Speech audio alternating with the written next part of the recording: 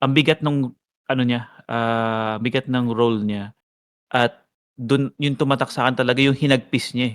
Yung grabe yung iyak, hagulgol, eh. Bawat acting niya parang ang ganda, parang may cinematic feel dun, most especially dun sa alam mo yun yung saan ginagawa yung ulingan, yung may apoy-apoy and then Yeah. eventually ang galing ng ano, eh, ang ganda ng ano na yun, eh, yung scene na yun, Ang bigas niya bigat nung din. scene na yun, oo, ang bigat nung scene Yeah, na yun. totoo kasi siyempre may postpartum na din na nangyari dun.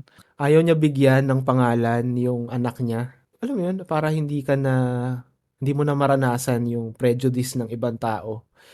Mas Mhm. mabuting pangalan ko na lang, na anak ka na lang ni Puring, na hindi mo na Pagkat pangalan, pangalan ko na lang. Pero thought ko pala dyan nung nandun na sa anak nga.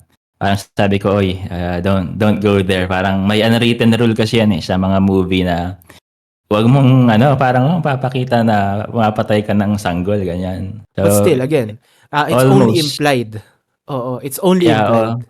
So, high Mhm. praise ako kay Cecil Castillo. Yeah, Bukod sa totoo yan. maganda at sexy ka na, ma'am, magaling ka pang actress. Thank you. Yeah, totoo. Thank you sa sa masterpiece na acting skills mo dito. Performance. Oo. Performance.